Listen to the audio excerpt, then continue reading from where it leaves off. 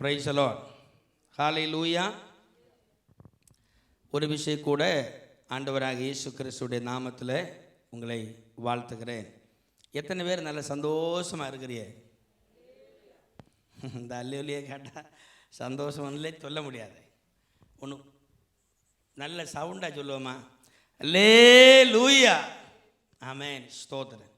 நமக்கு ஒரு பேருண்டு, என்ன தெரியுமா? அல்லேலூயா கூட்டம். அப்படி தானே? கேட்டிருக்கீங்களா?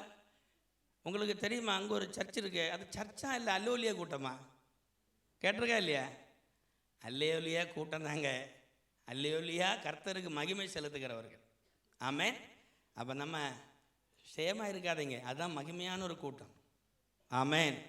எங்கு துதியுண்டோ அங்கே விடுதலை உண்டு, எங்கு துதியுண்டோ அங்கே கர்த்தர் உண்டு, எங்கே கர்த்தர் உண்டோ அங்கே எல்லாம் உண்டு. ஆமென். அப்போது அவரை துதிக்கிறதுல நம்ம தயக்கப்படக்கூடாது. ஸ்தோத்திரம். சரி, கடந்த நாளில் என்ன மெசேஜ் ஆகும் நம்ம சபையில் கேட்கப்பட்டது?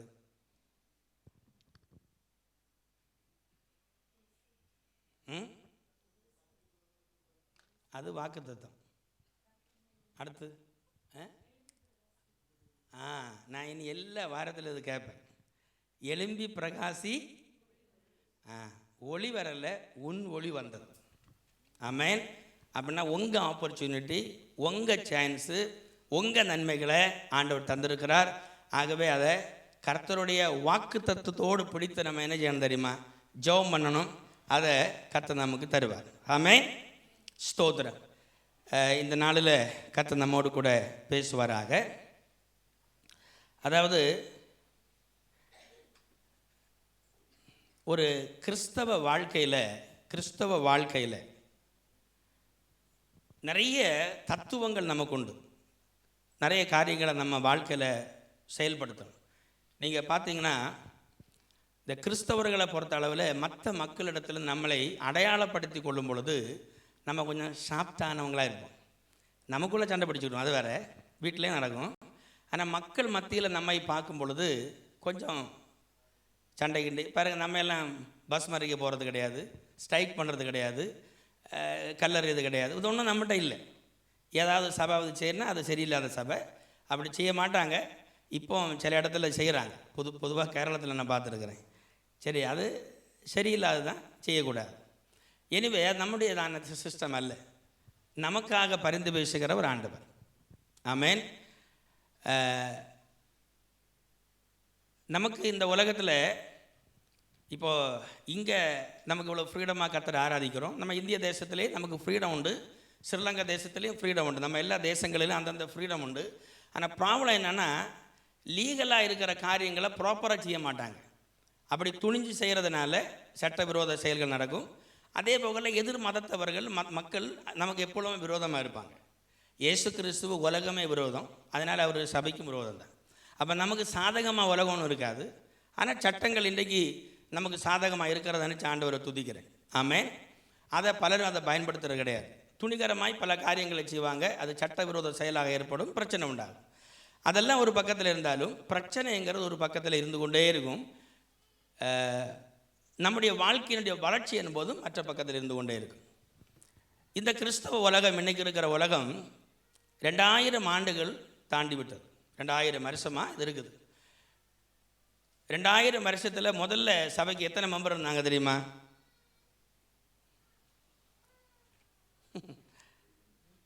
வெரி குட், 120 பேர். ஒன்று கரங்களை தட்டி கர்த்தருக்கு நன்றி சொல்லுவோமா?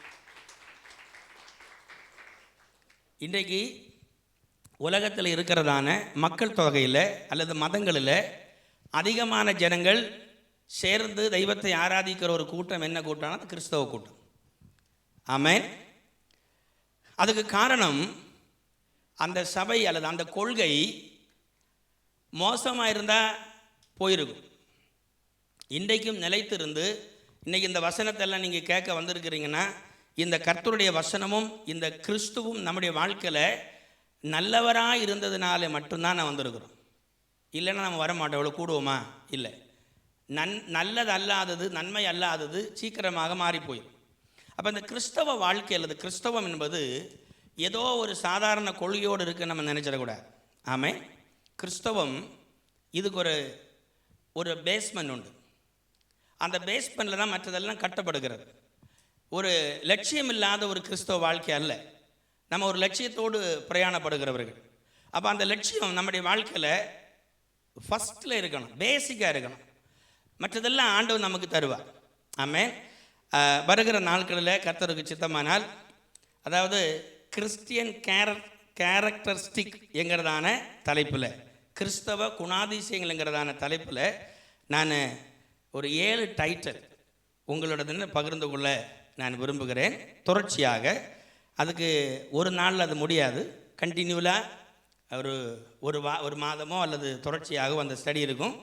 எப்படியும் ஆண்டோடைய வசனங்களை நம்ம புரிந்து கொள்வதற்கு தேவன் உதவி செய்வாராக. அதோடு பைபிள் அந்த டியூஸ்டே எடுக்கிறதா அந்த பைபிள் ஸ்டடியிலும் அது சம்பந்தமான இதுக்கு வேறு விதமாக டாப்பிக்கில் அது உங்களுக்கு அப்லோட் பண்ணப்படும். தயவு செய்து நீங்கள் படிக்கணும், அதை வாசிக்கணும், தியானிக்கணும். இந்த நாளில் ஆண்டவர் நமக்கு தந்த அந்த வாக்குத்தத்தத்தை போல, கர்த்தருக்கு காத்திருக்கிறவர்கள் புது பலனை அடைந்து கழுகளைப் போல செட்டைகள் அடித்து உயரே எழும்புவார்கள். அப்போது காத்திருந்தால் பலன் உண்டாகும். பலன் இருந்தால் பறப்போம். பறந்தாச்சுன்னா என்ன செய்ய முடியாது? ஒரு மனுஷனுக்கு நம்மளை ஸ்டாப் பண்ண முடியாது.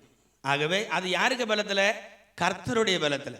கர்த்தர் தோற்று போவார், ஆனால் நாமும் தோற்று போவோம். ஆண்டவருக்கு பலன் போகுமானால் நமக்கு பலன் போகும். ஆகவே நம்ம பலத்தில் இல்லை, கர்த்தருக்கு பலத்தில் போவதற்கு தேவன் நமக்கு உதவி செய்வாராக. ஒன்று கரங்களை தட்டி கர்த்தருக்கு நன்றி செலுத்துவோமா? ஆமென், ஸ்தோத்திரம். சரி, ஒரு வேத பகுதியை வாசிப்போம். மத்தேயு எழுதின சுவிசேஷம் 6ஆம் அதிகாரம் 33வது வசனம்.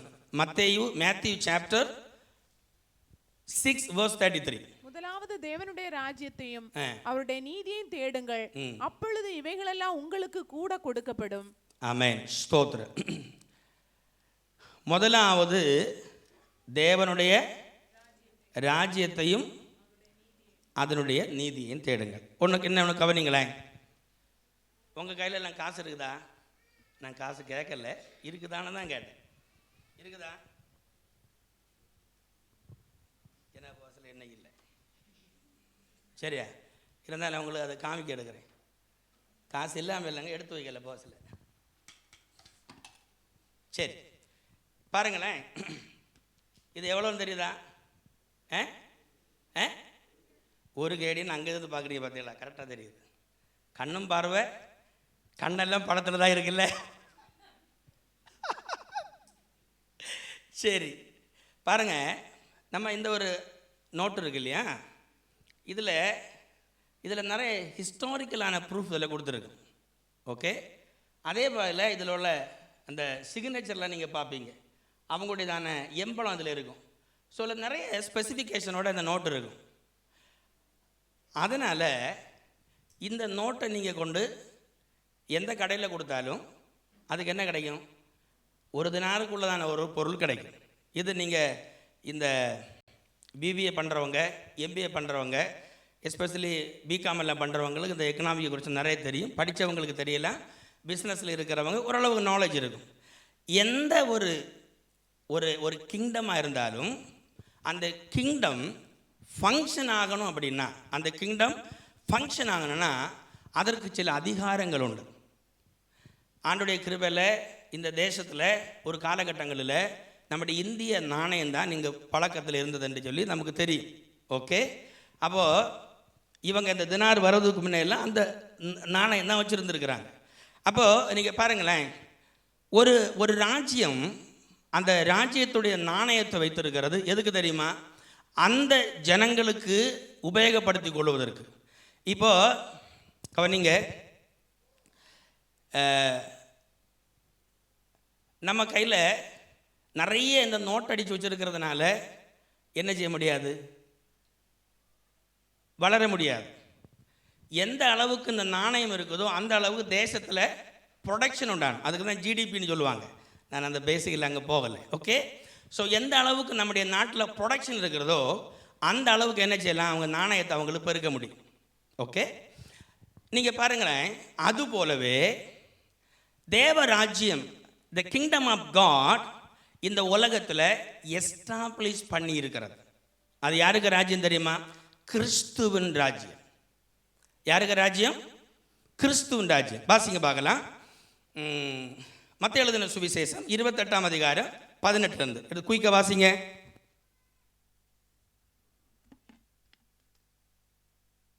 அப்பொழுது இயேசு சமீபத்தில் வந்து அவர்களை நோக்கி, வானத்திலும் பூமியிலும் சகல அதிகாரமும் எனக்கு கொடுக்கப்பட்டிருக்கிறது. ஆகையால் நீங்கள் புறப்பட்டு போய் சகல ஜாதிகளையும் சீஷராக்கி பிதா குமாரன் பரிசுத்தாவியின் நாமத்திலே அவர்களுக்கு ஞானஸ்நானம் கொடுத்து, நான் உங்களுக்கு கட்டளையிட்ட யாவையும் அவர்கள் கை கொள்ளும்படி அவர்களுக்கு உபதேசம் பண்ணுங்கள். இதோ உலகத்தின் முடிவு பரியந்தம் சகல நாட்களிலும் நான் உங்களுடனே கூட இருக்கிறேன் என்றார். ஆமென். ஒன்று கரங்களை தட்டி கர்த்தருக்கு நன்றி செலுத்துவோமா? ஆமென். ஸ்தோத்திரம். கவனிங்க, அதாவது இயேசு கிறிஸ்து இந்த உலகத்தில் அவர் பிறக்கும் பொழுது அவர் சாதாரண மனுஷனாக பிறந்தார். நம்ம எல்லாம் கிறிஸ்மஸ் பிறந்த நாள் கிறிஸ்மஸை கொண்டாடுறோம் தெரியுமா? நமக்கு தெரியுமா இயேசு பிறந்ததெல்லாம்? மாட்டு தொழுவத்தில் பிறந்தார், அப்படிலாம் நம்ம பாட்டு பாடுறோம், நம்ம எல்லாம் நமக்கு தெரிஞ்சிருக்குது இல்லையா? இப்போ இயேசு கிறிஸ்து அவர் பிறந்த பொழுது அவரை யாருமே அறியலை. அறிய வேண்டிய அறிஞ்சாங்க, ஆனால் அவர் அறியப்பட்டார். ஆமென். அவர் அறியப்பட்டார். இயேசு கிறிஸ்து 33.5 ஆண்டுகள் தன்னுடையதான ஊழியத்தை இந்த உலகத்தில் ஸ்தாபித்த பொழுது அதுவரையிலும் இந்த உலகத்தில் இருந்த மதங்கள் செய்யாதது, மார்க்கங்கள் செய்யாதது, ராஜ்யங்கள் செய்யாதது, மனுஷனை கொண்டு அதிகாரிகளை கொண்டு செய்ய முடியாததை அவர் செய்தார். ஆமென். அவர் பேசினது போல யாரும் பேசலை. அவர் பேசினது போல யாரும் பேசலை. எவ்வளோ பெரிய ஞானியாக இருந்தாலும் சரிதான், இயேசுடைய வார்த்தைக்கு அவன் அடிபணிந்தான். இனி மனுஷனால் தீர்க்க முடியாத வியாதிக்கு இயேசு மருத்துவராகல, மருந்தும் மருத்துவருமானார். ஹல்லேலூயா. மரித்து போய் அடக்கம் பண்ணினதான லாசரு 4 நாள் ஆச்சு. மண்ணோட மண்ணாய் போக வேண்டியவனை தம்முடைய வார்த்தையினாலே லாசருவே வெளியே வா என்ற பொழுது மரித்த லாசரு 4 நாள் அடக்கம் பண்ணி வச்சிருந்தா வெளியே வந்தான். அது சமூகம் கண்டது. நீங்கள் இயேசு கிறிஸ்துடைய அற்புதங்கள் எல்லாம் பார்த்தீர்களானால் அவர் அற்புதங்களும் அதிசயங்களும் செய்தார். ஜனங்கள் அதை நம்பினார்கள். ஆமென்.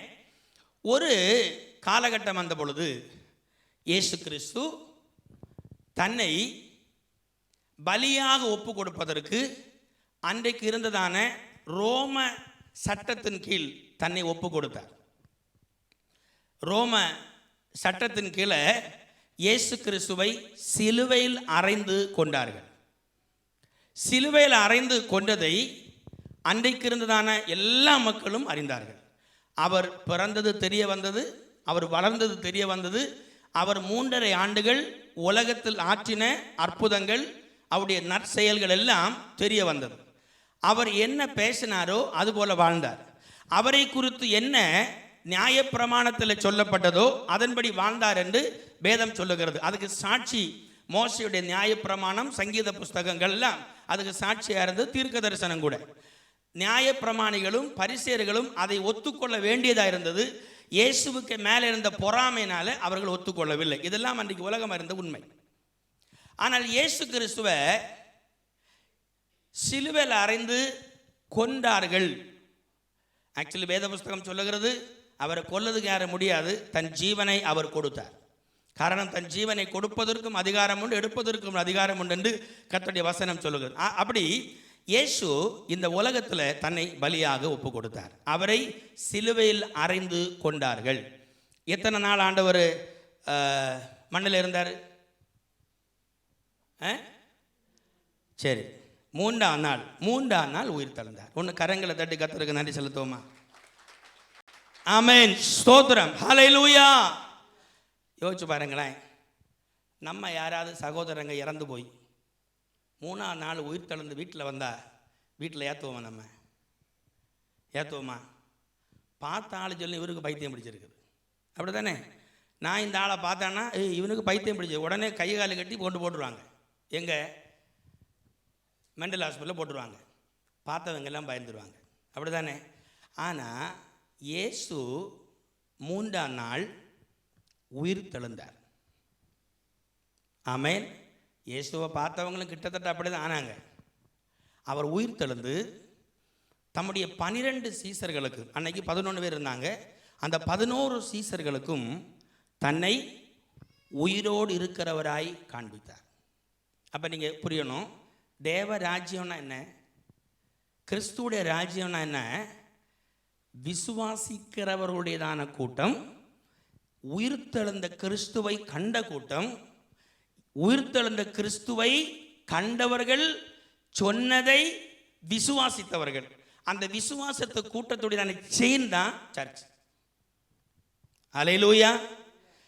இது ஏதோ ஒரு மந்திரமும் தந்திரம் அல்ல. Christianity is the true relation with God. Christianity is the true relation with God. Religious எழுது உலகம் வச்சிருக்குது மதம் என்று. Relation with God. உங்கள் அப்பாவுக்கும் அம்மாவுக்கும் உறவு இருக்கிறது போல, அண்ணனுக்கும் தம்பிக்கும் உறவு இருக்கிறது போல, கணவன் மனைவிக்கும் உறவு இருக்கிறது போல, கிறிஸ்துவோடு நமக்கு இருக்கிற ரிலேஷன், அவரை அப்பா பிதாவே என்று கூப்பிடத்தக்கிற அந்த புத்திர சுபகாரத்தின் ஆவியை ரட்சிக்கப்பட்ட ஒவ்வொரு தேவ பிள்ளைகளுடைய ஆத்மாவில் கர்த்தர் விதைத்திருக்கிறார். அதை விசுவாசிக்கிற கரங்களை தட்டி கர்த்தருக்கு நன்றி செலுத்துவோமா? உற்சாகமாக தட்டுவோம் பார்ப்பேன். ஹல்லேலூயா, ஆமென், ஸ்தோத்திரம். அப்படி இயேசு கிறிஸ்து தேவராஜ்யத்தை அவர் எஸ்டாப்ளிஷ் பண்ணும் பொழுது கட்சிகள் எல்லாம் சேர்ந்து ராஜ்யம் பறிக்க வரல. அவர் தனித்து ராஜாவாய் மாறினார். He became king. ஹல்லேலூயா. அவர் ராஜா இல்லைன்னா யாரு ராஜா? ஹல்லேலூயா. உயிர்த்தெழுந்த கிறிஸ்து ராஜா இல்லைன்னா யாரு ராஜா? அப்படி உயிர்த்தெழுந்த கிறிஸ்து இந்த உலகத்தில் தம்முடைய ராஜ்யத்தை ஸ்தாபித்து இருக்கிறார். எத்தனை பேருக்கு புரியுது? ஆமென். இந்த முதலாவது நம்ம அறிந்து கொள்ள வேண்டிய ஒரு காரியம், the kingdom of Jesus Christ, இயேசு கிறிஸ்துடைய ராஜ்யம் இந்த உலகத்தில் எஸ்டாப்ளிஷ் பண்ணப்பட்டிருக்கிறது. எத்தனை பேருக்கு புரியுது நான் சொன்னது? ஓகே. இந்த ராஜ்யத்துக்குள்ள நம்ம யாரெல்லாம் என்றாகணுமோ, என்றாகிறது சும்மா இல்லை, என்றாக முடியாது. ஆமென். யாராவது விசா இல்லாமல் கோயிட்டில் வந்தீங்களா? யாராவது வந்தீங்களா?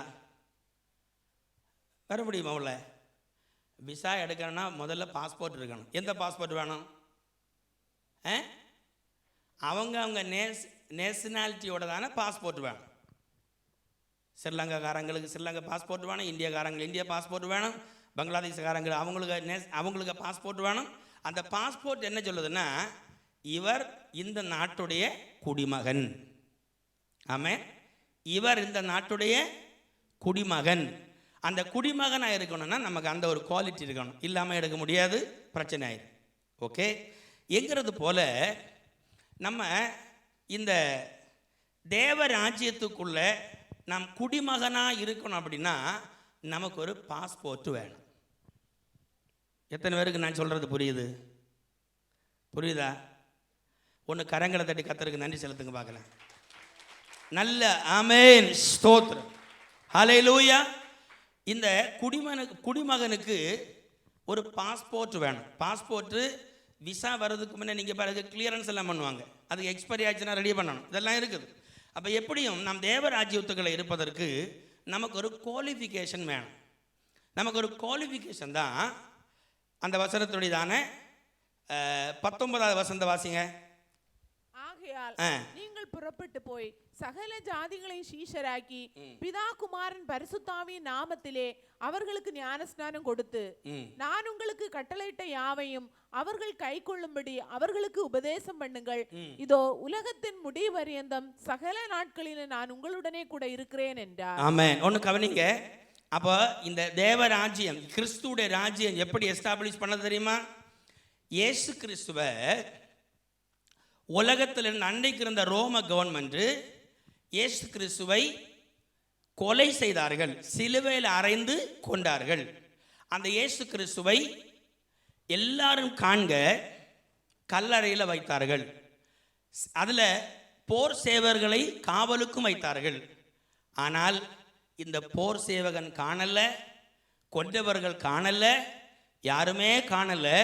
அவர் சொன்னபடி 3ஆம் நாள் உயிர் தெழுந்தார். ஹல்லேலூயா. உயிர் தெழுந்த செய்தியை தம்மை உயிரோடு இருக்கும் பொழுது விசுவாசித்தவர்களுக்கு காண்பித்தார். நம்ம ஊரில் வந்த தோமா அவர் என்ன பண்ணார் தெரியுமா? என்ன பண்ணார் சொல்லுங்க பார்க்கலாம். நம்ம எல்லாம் அவிசுவாசிக்க மேலே உள்ளவங்களா? ஆமே. நம்ம கண்டாதான் விசுவாசிப்போம், அதுவும் போட்டு பார்த்தா தான் விசுவாசிப்போம். ஆமே. அதனால் தோமஸை ஆண்டவர் விடலை. நீ போட்டு பார்க்குறியா என்ன? ஆண்டவர் அவனை டெஸ்ட் பண்ண வச்சார், அவன் ப்ரூவ் பண்ணினான். ஆகவே AD 52 நம்முடைய இந்திய தேசத்தில் அவர்கள் வந்து 7.5 பள்ளி அவர்கள் ஸ்தாபித்தார்கள். 7.5 சர்ச். அவங்க 8வது க்ளோஸ் ஆகலை, அதனால தான் 7.5 பள்ளியை ஸ்தாபித்து இன்றைக்கி கிறிஸ்தவ மக்கள் இத்தனைக்கு இருப்பதுக்கு காரணம் தோமா அங்கே வந்ததுனால. ஓகே. நான் எப்பொழுதும் நன்றி உள்ளவனாக இருக்கிறேன் தெரியுமா? இந்த வேதாகமத்தை தமிழ் மொழியில் நல்ல கற்று படிப்பதற்கு முதல்ல டிரான்ஸ்லேட் பண்ணதே தமிழ் மொழியில். நம்ம பாக்கியவான்கள். ஹல்லேலூயா. அப்போ கர்த்தருடைய வசனம் சுவிசேஷம் அந்த உலகத்தில் நம்ம இந்திய தேசத்தில் வந்தது. AD 52 முதல் நூற்றாண்டில் வந்தது. நீங்கள் இன்றைக்கு உலகமெங்கிலும் இந்த கிறிஸ்துவை பற்றிதான சுவிசேஷம், அது சைனாவாக இருக்கட்டும், ரஷ்யாவாக இருக்கட்டும், முகமதிய நாடாக இருக்கட்டும், எந்த நாட்டிலும், அதாவது வெளிப்படையாகவோ அல்லது மறைமுகமாகவோ இது மிகவும் பிரபலமாக அதிகாரப்பூர்வமாக மக்கள் மத்தியில் பிரசங்கிக்கப்படுகிறது. விசுவாசிக்கிறவர்கள் அதில் அங்கத்தினராக மாறுகிறார்கள். இந்த விசுவாசிக்கிறவன காசு கொடுத்தோன்னு கொண்டல, நீங்கள் புரிஞ்சிடக்கூடாது. காசு கொடுத்து விசுவாசி ஆகிறது வேற. அதாவது மக்கள் இருக்கிறதான சூழ்நிலைகளை அறிந்து அவங்களுக்கு நன்மை செய்கிறது வந்து கிறிஸ்துவுடையதான குணாதிசயத்தில் ஒன்று, அவர்கள் ராஜ்யத்தில் இருக்கிற குணாதிசயத்தில் ஒன்று. அதை கிறிஸ்தவர்கள் செய்கிறார்கள். அது ரட்சிக்கப்பட்டு தேவனுக்குள்ள வருகிறது கர்த்தருடைய வேலை. அவங்க விசுவாசித்தா தான் முடியும். ஆமென். அதுக்கு ஒரு ஒரு ஒரு பேட்டர்னை அவங்க ஃபாலோ பண்ணுறாங்க, கிறிஸ்து சொன்ன உபதேசத்தை. ஓகே. இப்படி இந்த இயேசு கிறிஸ்து தன்னுடையதான ராஜ்யத்தை ஸ்தாபித்து அன்றைக்கு இருந்ததான மக்களிடத்தில் 12 சீசர்கிட்ட சொல்லுகிறார், நீங்கள் உலகமெங்கிலும் போய் சர்வ சிருஷ்டிகளுக்கும் என்னை குறித்ததான செய்தியை நீங்கள் பறைசாற்ற வேண்டும். ஆமென். அப்படி பறைசாற்றும் பொழுது என்ன சொல்லணும் தெரியுமா? அதாவது, ஆகையால் நீங்கள் புறப்பட்டு போய் சகல ஜாதிகளை சீசராக்கி பிதா குமாரன் பரிசுத்தாவி நாமத்தில் அவர்களுக்கு ஞான ஸ்நானம் கொடுத்து. இந்த ஞான ஸ்நானம் எடுத்துருக்கிறவங்க எல்லாம் ஒன்று கரங்களை வைத்துங்க பார்க்கலாம். தைரியம் ஓத்துங்க. நீங்கள் ஞான ஸ்நானம் எடுத்திருந்தா கரங்களை வைத்துங்க பார்க்கலாம். ஆமென். ஸ்தோத்திரம். சரி, போடுங்க. இந்த ஞான ஸ்நானத்தை நமக்கு எல்லோரும் கன்ஃபியூஷன் உண்டு. நம்ம வந்து கத்தோலிக்க சபையில், CSI சபைகளில், மற்ற புரோட்டஸ்டன்ட் சபைகளில் அல்லது ஹிந்து மக்களாக மற்ற இதில் நம்ம வாழ்ந்து வந்ததுனால பெரிய கன்ஃபியூஷன் நமக்கு இருக்குது. ஓகே. நம்ம சின்ன வயசில் இயேசு கிறிஸ்து யார் என்று தெரியாமல் இருக்கும் பொழுது நமக்கு கொடுக்கப்பட்ட ஞான ஸ்நானம்.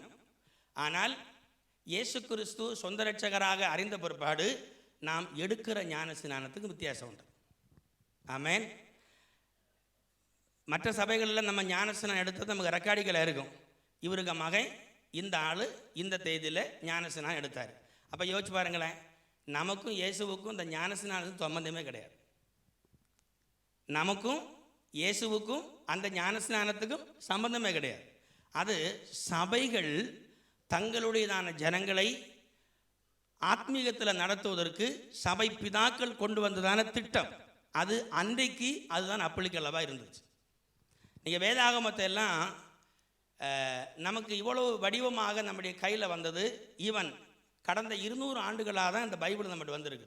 ஈவன் இவ்வளோ டெவலப் பண்ணுற அந்த சுவிசேஷம் உலகமெங்கிலும் பரவனது 18ஆம் நூற்றாண்டுக்கு இப்போ, அதாவது கடந்த 200 ஆண்டுகளாக தான் இந்த சுவிசேஷம் பரவலாக உலகமெங்கிலும் அதிவேகமாக பரவுகிறது. அப்படின்னா இயேசு கிறிஸ்து குறித்த செய்தி அறியப்படாத இருந்த காலம் பெரிய காலங்கள் இருந்துச்சு. அது இருண்ட காலம் என்று சரித்திரத்தில் வைத்திருக்கிறார்கள். அப்போ அன்பான தேவ பிள்ளைகள் எல்லோரும் கவனிங்க, போர் அடித்தாலும் கவனிங்க. இது நம்ம அறிய வேண்டிய ஒரு காரியம். இயேசு கிறிஸ்துவை சொந்த இரட்சகராக ஏற்றுக்கொண்டு ஒரு வசனத்தை வாசிக்க பார்க்கலாம். எபேசியர் 1ஆம் அதிகாரம் அதோடைய 13வது வசனம். எபேசியர் 1:13. நீங்களும் உங்கள் ரட்சிப்பின் சுவிசேஷமாகிய சத்திய வசனத்தை கேட்டு விசுவாசிகள் ஆனபோது வாக்குத்தத்தம் பண்ணப்பட்ட பரிசுத்த ஆவியால் அவருக்குள் முத்திரை போடப்பட்டீர்கள். போதும், கவனிங்க. சத்திய வசனத்தை நம்ம சுவிசேஷமாக கேட்டு விசுவாசிகள் ஆகும் பொழுது பரிசுத்த ஆவியானவர் நம்மை முத்திரை போடுகிறார். அந்த முத்திரை போட்டால் நீங்கள் தேவராஜ்யத்தில் என்ட்ராயாச்சு. ஆமென்.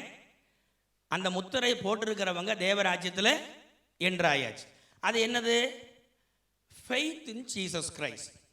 இயேசு கிறிஸ்துவுக்கு மேலே இருக்கிற விசுவாசம். நம்ம கத்தோலிக்க சபையில், சிஎஸ் சபையில், மற்ற இதர சபைகளில் எல்லாம் நம்ம வளர்க்கப்பட்டிருக்கிறோம். இந்த விசுவாசத்தை நம்ம அங்கீகரிச்சிருக்கிறோம். அப்போ என்ன அர்த்தம்? நம்ம ரட்சிக்கப்பட்டிருக்கிறோம். ஆமென். நான் இன்னொன்று சொல்கிறேன், அடிக்கடி சொல்கிறது மாதிரி, யூனிவர்சல் சர்ச்னு ஒரு சபை இருக்குது. அந்த சபைக்கு வேறு பேரெல்லாம் முடியாது. ஏதோ ஒரு மனுஷன் ஆண்டவராக இயேசு கிறிஸ்துவை சொந்த இரட்சகராக ஏற்றுக்கொண்டு பிதா குமாரன் பரிசுத்தாவின் நாமத்தில் ஞானஸ்நானம் எடுத்து இயேசு கிறிஸ்து சொன்ன உபதேசத்தை கேட்டு அதன்படி வாழ்வதற்கு முயற்சி பண்ணுகிறானோ அவன் தேவராஜ்யத்தில் அங்கமாக இருக்கிறான். ஹல்லேலூயா. 100% அங்கமாக இருக்கிறான். ஒரு நாள் வரும், விசா ஆண்டவர் அனுப்பிடுவார். அது இன்றைக்குள்ள எலக்ட்ரானிக்ஸ் விசா மாதிரி இருக்கும். வந்தோடனே போயிடணும். இங்கே ஸ்டாம்பிங் ஒன்று கொடுக்கணும், பயனாளர் அவன் டிக்கெட் ஒன்றும் இல்லை. எக்கால சத்தம் வானில் கேட்கும். விசா எங்கே நம்ம ஆத்மாவில் வரும். அதே விசாரை தூக்கிட்டு போயிடுவார். Hallelujah. The fraction of second. Hallelujah. No stamping, no immigration, nothing. அது அவருக்கு தெரியும். ஏன்னா நம்ம அவருக்கு அந்த ராஜ்யத்தில் இருக்கிறோம். ஹல்லேலூயா. தேவ ராஜ்யத்துக்குள்ளே இருக்கிறோம். அந்த ராஜ்யத்தை சேர்க்க தான் வருகிறார். ஒன்று விசுவாசிக்கிற கரங்களை தட்டி கர்த்தருக்கு நன்றி செலுத்துவோமா? ஸ்ட்ராங்கா. ஹல்லேலூயா. ஆமென். ஸ்தோத்திரம். அப்போது அன்பான தெய்வ பிள்ளைகளே, ரட்சிக்கப்பட்டு ஞானஸ்நானம் எடுக்கலைன்னா, மூழ்கி ஞானஸ்நானம் எடுக்கலைன்னா, நான் உங்களை யாரையும் ஃபோர்ஸ் பண்ணலை, வசனத்தில்னு சொல்கிறேன். இயேசு கிறிஸ்துவை சொந்த ரட்சகராக ஏற்றுக்கொண்டு ஆண்டவர் தான் உண்மையான, இயேசு தான் உண்மையான ரட்சகர்னு நீங்கள் நினைப்பீர்களானால் இது உங்களுடைய தருணம். நீங்கள் அதை மிஸ் பண்ணாதீங்க. இயேசு கிறிஸ்துடைய நாமத்தில், பிதா குமாரன் பரிசுத்தாவி நாமத்தில் அந்த ஞானஸ்நானத்தை நீங்கள் கை கொள்ளுங்கள். அது நம்முடைய வேதாகமம் கற்றுக் கொடுக்கிறதான உபதேசம். ஆமென். அந்த ஞானஸ்நானத்தில் நம்ம என்ன ஆகிறோம் தெரியுமா? இயேசு கிறிஸ்துவோடு கூட அவருடையதான இயேசு கிறிஸ்துடையதான மரணத்துக்குள்ளாக மரிக்கப்படுகிறோம். அவர் உயிர்த்தெழுகிறோம். அவர் இந்த உலகத்தில் ராஜ்யம் அணுகிறது போல அவரோடு கூட நம்ம ஆளுகை செய்கிறோம். இந்த உலகத்தில் அவரோடு கூட நம்ம ஆளுகை செய்கிறோம். அதனால தான் ஆண்டவர் சொன்னார், அதாவது அப்பொழுது இயேசு 18ஆம் வசனம் 28 மத்தேயு 28:18, அப்பொழுது இயேசு சமீபத்தில் வந்து அவர்களை நோக்கி, வானத்திலும் பூமியிலும் சகல அதிகாரம். என்ன அதிகாரம்? சகல அதிகாரம். நான் ஒரு சொல்லியிருக்கிறேன்.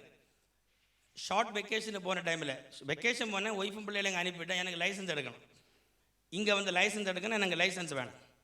அப்போ நான் வந்து இங்கே கொஞ்சம் வண்டி ஓட்ட தெரிஞ்சனால ட்ரைனிங் ஒன்றும் போகலை. போய் எல்லாம் ரெடி பண்ணியாச்சு. அப்போ எனக்கு அன்னை லைசன்ஸ் கிட்டே ஆகணும், வேறு வழியே கிடையாது. நான் காலையில் ஒரு நாளைக்கு முன்னே சர்ச்சில் வந்து ஜெபம் பண்ணேன். ஆண்டவரே, எனக்கு தெரியாது, எல்லா அதிகாரம் உம்மிடத்தில் இருக்குது. ஆண்டவர் இந்த வசனத்தை ஞாபகப்படுத்தினார். ஓகே, அப்போது அதை நோட் பண்ணிட்டேன். உட்காந்து போய் ட்ரைனிங் பண்ணேன், மீன்ஸ் டெஸ்ட்டுக்கு போனேன். போனோடனே என் பக்கத்தில் அந்த ஒரு ஆள் இருப்பார், என்ன ரெஜிஸ்ட்ராரா சம்படி, அவர் உட்காந்துருந்தார். உட்காந்து இருந்துட்டு நான் வண்டியை ஸ்டார்ட் பண்ணோன்னா வண்டி என்ன ஆச்சுன்னா, ஃபஸ்ட்டு கீழ் எடுத்து உடனே ஆஃப் ஆச்சு. பொதுவாக வண்டி ஆஃப் ஆன இறங்கி போட்டு விட்டுருவாங்க. ஆமென். நான் ஆல்ரெடி சொன்ன, ஆண்டவர் இந்த அதிகாரம், இவர் வச்சுருக்கிற அதிகாரத்துக்கு கையில் நீர் வச்சுருக்கிறீர். ஹல்லேலூயா. அவரே காணலை. ஃபஸ்ட்டு கியரில் தட்டி விட்டு வண்டியை திருப்பி ஆன் பண்ண போயிட்டுச்சு. ஓட்டுனே போச்சு. அடுத்த 2 லைசன்ஸ் எடுத்துட்டு வந்துட்டு, நான் இன்னைக்குங்க 100% இந்த வசனத்தை நம்பி என்ன காரியமானாலும் அதுதான் செய்வேன். கிடைக்குதோ கிடைக்காத அவருக்கு வேலை. I believe this word. ஏன் தெரியுமா? அதாவது நம்ம இந்த தேவ ராஜ்யத்துக்கு ரூல் பண்ணுறோம். என் நாமத்தில் நீங்கள் எவைகளை கேட்டாலும் குமாரனில் பிதா மகிமைப்படும்படி நான் அதை உங்களுக்கு செய்வேன் என்று சொன்ன வசனத்தை அப்படியே நம்புறேன். ஹல்லேலூயா. அப்படின்னா ஆண்டவர் சொன்னார், மேலே வானத்திலும் கீழே பூமியிலும். அதிகாரம் எல்லாம் இப்போ என் கையில் இருக்குது. அந்த அதிகாரத்தை இன்னைக்கு எங்கே கொடுத்துருக்காருன்னா இயேசு தம்முடைய சபைக்கு கொடுத்துருக்கிறார். அப்படி தான் எபேசியரில் சொல்லப்பட்டிருக்கு. ஆமென். அப்போ நம்ம 100% ரட்சிக்கப்பட்டு ஞானஸ்நானம் எடுத்த தேவ பிள்ளைகள் 100% you can claim anything in the world. நீங்கள் சும்மா எனக்கு ராஜபரணம் தரணும்னு கேட்க மாட்டீங்களே. அப்படியே கேட்க போகிறோம். எனக்கு மினிஸ்டரான கேட்க போகிறோம். உங்களுக்கு நெசசரியாக அந்த உலகத்தில் தேவையானதை கேட்கும் பொழுது கர்த்தர் தருவார். ஆண்டவர் ஒரு நாள் நோன்னு சொல்ல மாட்டார். ஆமென். கவனிங்க, த ஃபர்ஸ்ட் திங், தேவ ராஜ்யத்தில் நம்ம வரணும்னா அவரை விசுவாசித்து ரட்சிக்கப்பட்டு ஞானஸ்நானம் எடுக்க வேண்டியது கட்டாயம். ஆமென். நீங்கள் ஒருவேளை நினைக்கலாம், நான் அந்த அளவு பரிசுத்தம் இல்லை, விசுவாசம் இல்லை, 100% எனக்கு தெரியாது. உங்களுக்கு பிரசங்கம் பண்ணுற நானே அவ்வளோ குவாலிட்டி கிடையாது.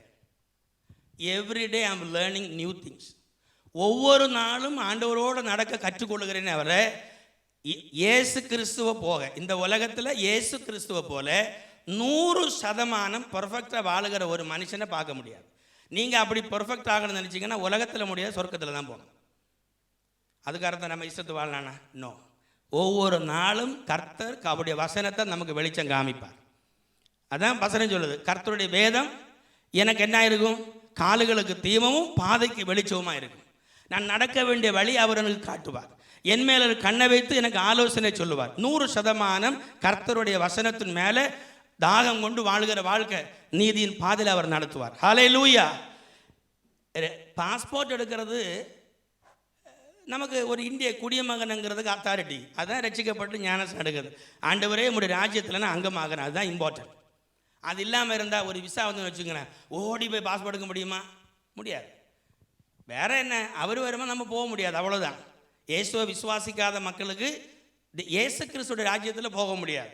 அதுக்கப்புறம் நித்திய நியாயத்தீர்ப்பு போகிற, அது ரெண்டாவது விஷயம். ஆமென். பட் இயேசுவை விசுவாசிக்கிற ஏதொரு மனிதனாக இருந்தாலும் ஆண்டோடையதான எக்கால சத்தம் வானிலை கேட்கும் பொழுது ஒரு ஃப்ராக்ஷன் ஆஃப் செகண்டில் நாம் மறுரூபமாகி அவரோடு கூட போவோம். ஆமென். ஒன்று கரங்களை தட்டி கர்த்தருக்கு நன்றி செலுத்துவோமா? ஆமென். ஸ்தோத்திரம். அப்போ தேவராஜ்யத்தில் நம்ம என்றாகணும்னா என்ன ஆகணும்? இயேசுவை விசுவாசிக்கணும், ரட்சிக்கப்பட்டு ஞானஸ்நானம் எடுக்கணும், அவருடைய பிள்ளையாய் மாறணும். அப்படி நம்ம மாறினா இந்த குவாலிட்டி என்ன தெரியுமா? வாசிக்க பார்க்கலாம். 8ஆம் அதிகாரம், ரோமர் 8ஆம் அதிகாரம் எடுங்க பார்க்கலாம்.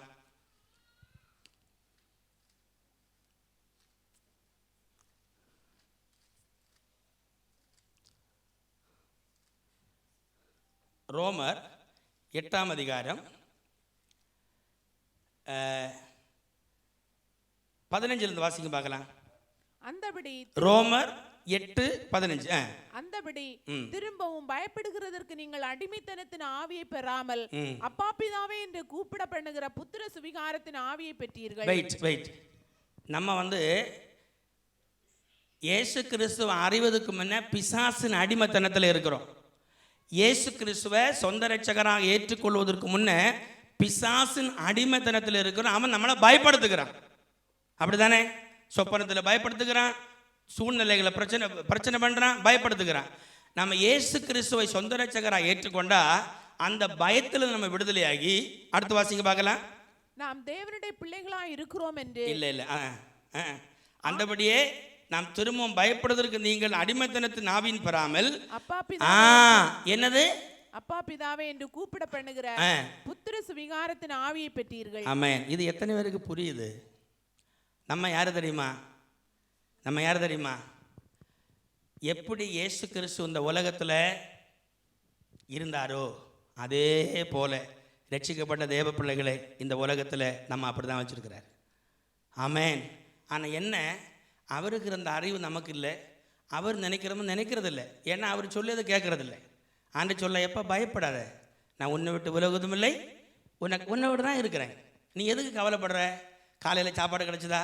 ஆமாம். சாயங்காலம் இல்லைன்னு ஏன் கவலைப்படுறத? சாயங்காலத்துக்கு நேரம் இருக்கு இல்லையா? நாளைகளை குறித்து கவலைப்படாது, நாளை ஆகலையே, முதல்ல தூங்கி மொழி.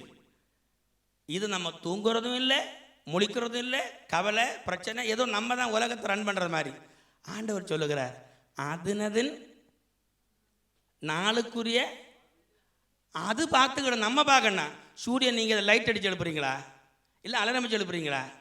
அது வருது போகுது. அது எப்படி போகுது தெரியுமா? மணவரையிலிருந்து புறப்படுகிற. ஆமாம், கல்யாணம் பண்ணதுக்கு ஒரு நாளுக்கு முன்ன எப்படி இருந்தோம்? ஏன் சிரிக்கிறாங்க? மணவாளில் எப்படி இருந்தோம்? என்ன இது இப்போதாப்பா தெரியுது வந்தது அப்படி சொல்கிறீங்களா? எனவே எப்படி இருந்தோம்? ஒரு எக்ஸ்பெக்டேஷன் சம்திங் இஸ் நமக்கெல்லாம் அனுபவம் தானே. அப்போ மணவளையிலேருந்து புறப்படுகிற மணவாளனை போல இருக்குதான் சன்னு. நம்மளும் ஓரோ நாள் அப்படி தான் எழுமணும். கர்த்தர் கூட இருக்கிறார் இல்லையா, அவர் பார்த்துக்கிடுவார். அப்போது இந்த ஒரு அறிவு யாருக்கு கிடைக்கு தெரியுமா? ரட்சிக்கப்பட்ட தேவ பிள்ளைகளுக்கு. அப்பா பிதாவை என்று கூப்பிடத்தக்க புத்திர சுவிகாரத்து நாவிய நான் இயேசுவுக்கு பிள்ளை. எந்த நேரத்தில் அவருடைய முகத்தை தரிசிக்க முடியும், ஏது நேரத்தில் அவரை பார்க்க முடியும், ஏது நேரத்தில் அவரை நான் துதிக்க முடியும், அவருடைய வசனத்தை விசுவாசிக்க முடியும். அவர் என்னை காண்கிறார், அவர் என்னை பார்க்கிறார், எனக்காக பரிந்துரைக்கிறார் என்கிற ஒரு விசுவாசம் உள்ள இருக்கும். துக்கம் வரும், ஆனால் உங்களை துக்கப்படுத்தி கீழே போடாது. பிரச்சனை வரும், உங்களை நாசமாக்காது, அதில் எழும்பி வருவீங்க. ஆமென். ஏன் தெரியுமா? உயிர் துறந்த கிறிஸ்து நம்மோடு கூட இருக்கிறார். என்னதான் கடைசியில் வரும் மரணம், மரணத்தை ஜெயமாய் விழுங்கின கிறிஸ்து நம்மோடு இருந்தால் நம்ம எதுக்கு பயம்? ஹல்லேலூயா. இதுதான் நம்முடைய வாழ்க்கையில் இம்பார்ட்டண்டான காரியம். 2 வசனத்தோட வாசி நம்ம ஜெபிக்கலாம். ஒன்று வாசிக்க பார்க்கலாம். யோவான் எழுதின சுவிசேஷம் 14ஆம் அதிகாரத்து 26வது வசனம். யோவான் 14:27. குயிக்க வடிங்க. சமாதானத்தை உங்களுக்கு வைத்து போகிறேன், என்னுடைய சமாதானத்தை உங்களுக்கு கொடுக்கிறேன். உலகம் கொடுக்கிற பிரகாரம் நான் உங்களுக்கு கொடுக்கிறதில்லை. உங்கள் இருதயம் கலங்காமலும் பயப்படாமலும் இருப்பதாக. ஆமென். வெயிட் பண்ணுங்க. இப்போ இந்த பிள்ளைங்களுக்கு ஆண்டவர் தருகிறது என்ன தெரியுமா? என்ன சமாதானம்? தேவ சமாதானம். என் சமாதானத்தை உங்களுக்கு வைத்து போகிறேன். சமாதானத்தை உங்களுக்கு வைத்து போகிறேன், என்னுடைய சமாதானத்தை. முழு அத்தாரிட்டி, முழு ப்ரிவிலேஜ், முழு மேன்மை, 100% அவருடையதான சந்தோஷம், சமாதானம். அது எப்படி இருக்கு தெரியுமா? உலகம் கொடுக்கிற பிரகாரமாக அல்ல. அல்லேலூயா. உலகம் நான் ஒன்றா 100% நல்லா பார்த்துக்கிட்டேன்னு சொல்லும். சூழ்நிலை நம்மளுக்கு காலை முடித்து விட்டு போயிட்டே இருக்கு. நம்பாதீங்க மனுஷனை நம்புவதை விட்டு விடுங்கள், எண்ணப்படுவதற்கு அவன் எம்மாத்திரம். நாசியில் சுவாசம் உள்ள ஒரு மனுஷனையும், அதுக்கு அர்த்தம் நீ மனுஷனை நம்பாத வண்டியில் போக முடியுமா? ஃப்ளைட்டில் போக முடியுமா? தூங்குறவங்கெல்லாம் ஒரு அல்லேலூயா சொல்லுங்க பார்க்கலாம். ஒன்று கரங்களை தட்டி கர்த்தருக்கு நன்றி செலுத்துவோமா? ஆமென், ஸ்தோத்திரம், ஹல்லேலூயா. முடிச்சிருவோம். கவனிங்க, வண்டியில் ஃப்ளைட் ஓட்டிட்டு போகிற ஆளை நமக்கு நம்பாமல் இருக்க முடியுமா? இல்லை வண்டி இப்படி கிடுக்குன்னு ஆடணுன்னா மாறி போய் நம்ம ஓட்டணும்னு சொல்ல முடியுமா? இல்லை, நீங்கள் நம்பிதான் ஆகணும். ஆனால் கர்த்தரை நம்பணும். ஹல்லேலூயா. வண்டி அவர் வேகமாக போய் டேர்னிங் வந்தான்னா ஒரு ஒடி நம்ம எல்லாம் பயந்துடும். உடனே என்னையா வண்டி ஓட்டுறேன், அப்படி தான் ஓட்டணும், நம்ம இடிச்சிடுவேனே. அப்போ நம்மளை நடத்துகிறவங்க நடத்துருவாங்க, கர்த்தர் கொண்டு போவார். சில குலுக்கம், கொஞ்சம் ஆட்டம் எல்லாம் வரும், பயப்படாதீங்க. சமாதானத்தை உங்களுக்கு தந்திருக்கிறார். ஹல்லேலூயா. அது உலகம் கொடுக்கிற பிரகாரமாக இல்லை, என் சமாதானத்தை உங்களுக்கு தந்திருக்கிறேன். இன்னைக்கு சமாதானம் இல்லைன்னு இங்கே இருக்கிறீங்கன்னா, இயேசு சொல்லுகிறாரு, சாக்கு கணக்காக வச்சிருக்கிறேன், நீ எடுத்துக்கோ. நம்ம தான் வாங்கி தூர ஓரத்தில் போட்டுட்டு எடுக்கிறதே இல்லையே, சும்மா புறுபுறுத்துட்டே இருக்கிறோம். துக்கம் வந்தால், சங்கடம் வந்துன்னு வச்சுங்களேன், போய் உட்காந்து யார் இந்த இடத்துல 2 பாட்டு பாடுங்க, ஒரு வசனத்தை படிங்க, திரும்ப பாடுங்க, துதிங்க, செய்த நன்மைகளுக்கு கர்த்தர் நன்றி செலுத்துங்க. துக்கம் மாறி போகும், நீங்கள் அறியாமல் வழிகள் ஓப்பன் ஆகும். ஹல்லேலூயா. அதுதான் நடக்கும். சரி, அப்போ ஆண்டவர் நிச்சயம் நமக்கு சமாதானத்தை தருக. அடுத்த ஒரு வசனத்தை வாசிக்க பார்க்கலாம். ரோமர் 14:16. ரோமர் 14:16. உங்கள் நன்மை 14.